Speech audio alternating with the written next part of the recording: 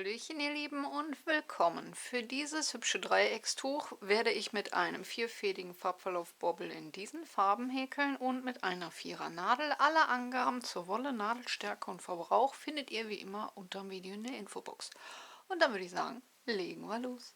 Ich beginne dieses Dreieckstuch mit einer kleinen Schlaufe am Anfang.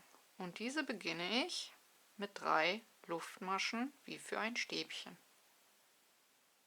Danach mache ich einen Umschlag, gehe in die erste Masche zurück, vorzugsweise in die untere einzelne Schlaufe, hole den Faden durch und häkel durch 2 und durch 2 wie für ein Stäbchen ab. Dann sieht es optisch aus, als hätte ich 2 Stäbchen nebeneinander, nur dass diese aus derselben Schlaufe kommen, und habe einen kleinen Kreis, durch den ich jetzt durchhäkeln kann.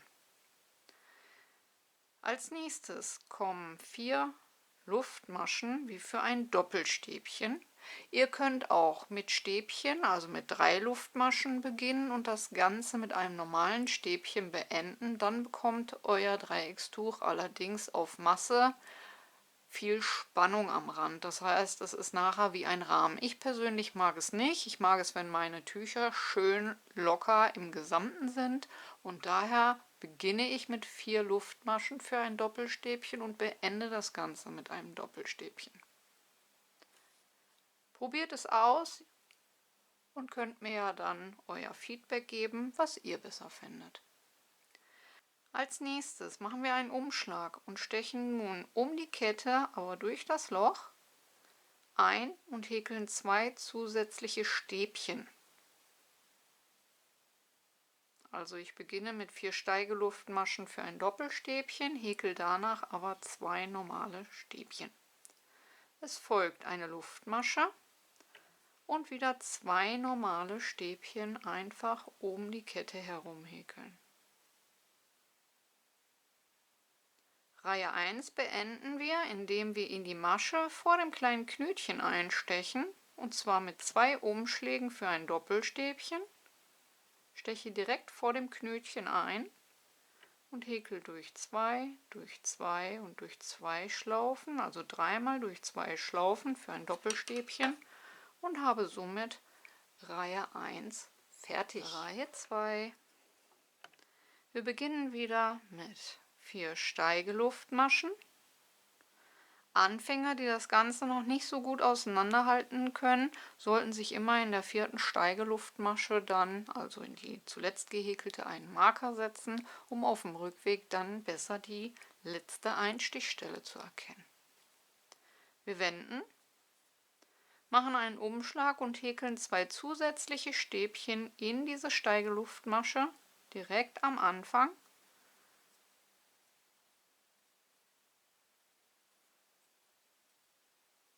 Sodass die Luftmaschen und die 2 Stäbchen über den Steigeluftmaschen gehäkelt sind. Danach 2 Luftmaschen und nun häkeln wir eine Büschelmasche mit 5 Umschlägen. Umschlag, einstechen, zwischen den beiden Gruppen einfach um die Luftmaschenkette herum, Faden holen, hochziehen auf etwa ein halbes bis ganzes Stäbchen. Umschlag, einstechen, Faden holen, hochziehen, das war ein zweites Mal. Umschlag, einstechen, hochziehen, drittes Mal. Umschlag, einstechen, hochziehen, viertes Mal. Und Umschlag, einstechen, Faden holen, 5. Mal.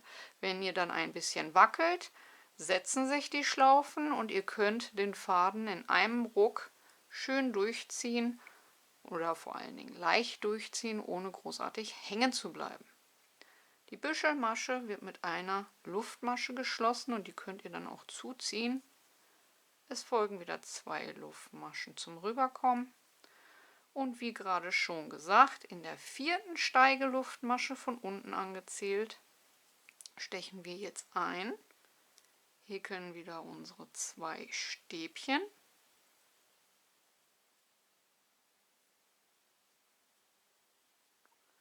Und zum Schluss 2 Umschläge und ein Doppelstäbchen in die gleiche Einstichstelle.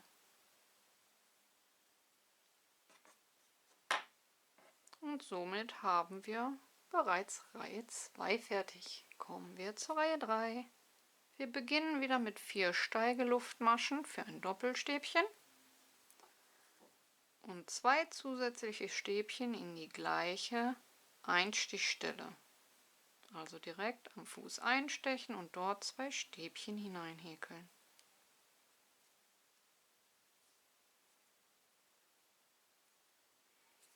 Eine Luftmasche.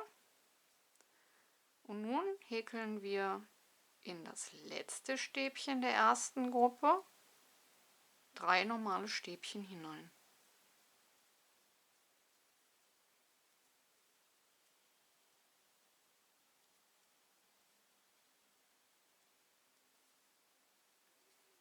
Eine Luftmasche, rüber in die letzte Gruppe.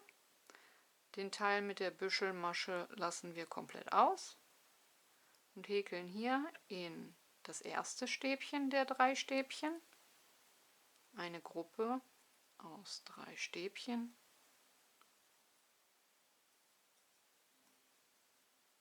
eine Luftmasche und beenden die Reihe wieder, indem wir in der 4. Steigeluftmasche von unten angezählt einstechen. Dabei darauf achten, dass wir auch 2 Schlaufen nehmen. 2 Stäbchen dort hineinhäkeln. Dann 2 Umschläge machen und mit einem Doppelstäbchen das Ganze beenden, indem wir dreimal durch 2 Schlaufen abmaschen. Und das war Runde 3. Kommen wir zur Reihe 4. Wir beginnen mit 4 Steigeluftmaschen und häkeln wieder am Fuß der Masche 2 Stäbchen in die gleiche Masche hinein.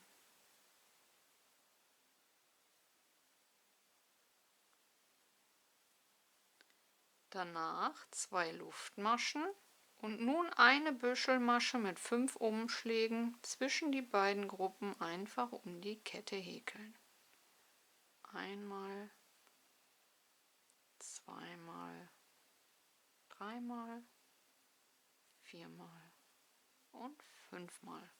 Das Ganze etwas wackeln, den Faden locker durchziehen, mit einer Luftmasche schließen, die können wir auch zuziehen, danach 2 Luftmaschen und nun kommt eine Gruppe aus 3 Stäbchen in die Mitte, auch einfach um die Luftmasche herum gehäkelt.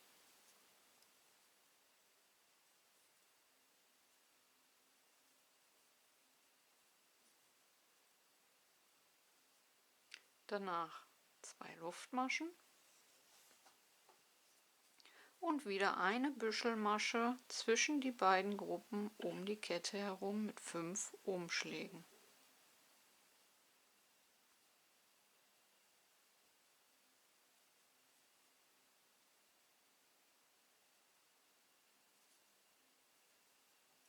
Eine Luftmasche zum Schließen und 2 Luftmaschen wieder zum Rüberkommen. Und wir beenden die Reihe auch wieder, indem wir in der 4. Steigeluftmasche von unten angezählt einstechen und 2 Stäbchen häkeln. Und das letzte Stäbchen als Doppelstäbchen mit 2 Umschlägen und dreimal durch 2 Schlaufen abgehäkelt. Und das war dann auch schon unsere Reihe 4. Kommen wir zur Reihe 5. Das ist wieder eine Reihe, wo wir wieder nur Grüppchen verteilen. 4 Steigeluftmaschen und 2 zusätzliche Stäbchen in die erste Masche.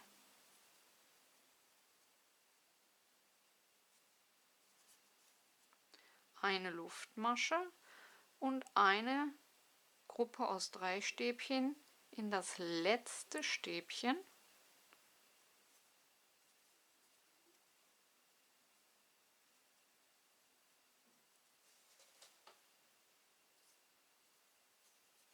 Danach eine Luftmasche, rüber zur nächsten Gruppe, ins erste Stäbchen, eine Gruppe aus 3 Stäbchen.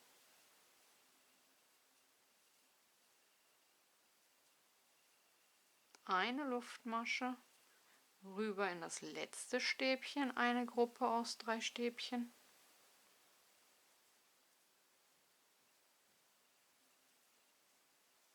eine Luftmasche, die Büschelmasche wieder auslassen, rüber in die letzte Gruppe, ins erste Stäbchen, 3 Stäbchen,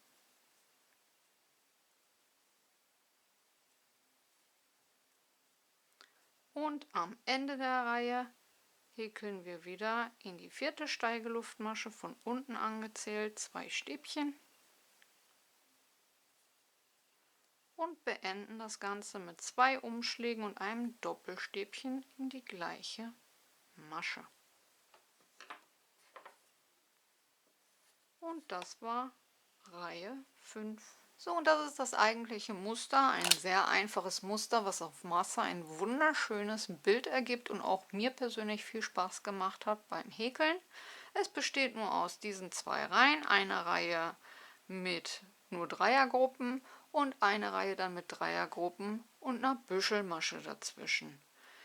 Zwischen den Dreiergruppen häkeln wir immer nur eine Luftmasche und bei den Büschelmaschen links und rechts, also zum Hinkommen und wieder weghäkeln, kommen immer 2 Luftmaschen, ganz leicht zu merken. Dabei aber nicht vergessen, eine Büschelmasche wird immer mit einer Luftmasche abgeschlossen und die könnt ihr ruhig zuziehen. Dadurch habt ihr dann auch links und rechts 2 gleichmäßige Kettchen. Ihr könnt Anfang und Ende mit den Doppelstäbchen, so wie ich, häkeln, aber wie schon erwähnt, müsst ihr nicht, ihr könnt auch Stäbchen nehmen. Ich persönlich finde nur halt, dass der Rand dann viel zu eng wird, das Tuch einen Rahmen kriegt und einfach nicht mehr so schön fällt.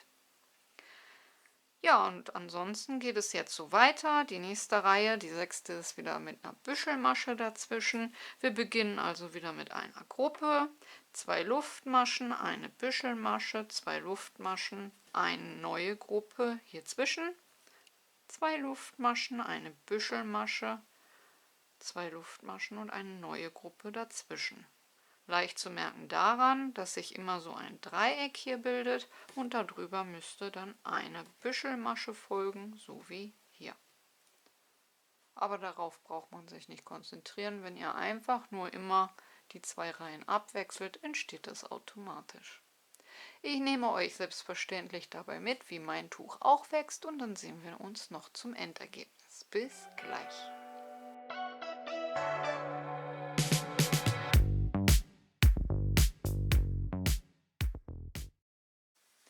Nach 55 Reihen sieht mein Dreieckstuch so aus, noch ungewaschen und ungespannt. Trotzdem kommt dieses Muster bereits schon sehr schön hervor. Durch die Büschelmaschen ist es ein super schönes, flauschiges Kuscheltuch. Und durch die Doppelstäbchen habe ich auch keine Spannung auf dem Rand und alles geht in einem schön locker über und lässt sich daher auch angenehm tragen. Ich hoffe, euch hat die Anleitung gefallen und ihr seid gut mitgekommen. Vergesst nicht, eure Bewertungen dazulassen, wie immer ganz, ganz wichtig. Kanal abonnieren ist kostenlos, Glöckchen drücken und kein Video mehr verpassen. Und ansonsten wünsche ich euch viel Spaß beim Nachwerkeln, lasst die Nadeln glühen und ich hoffe, wir hören uns zum nächsten Mal. Bis dahin, ciao, ciao!